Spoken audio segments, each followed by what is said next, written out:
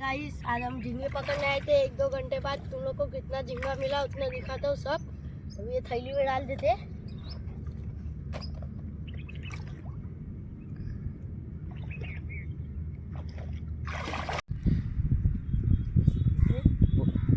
Hi guys मेरा झींगा पकड़ के हो गया है। कितना झींगा मिला है वो सब दिखाता हूँ। देख लो।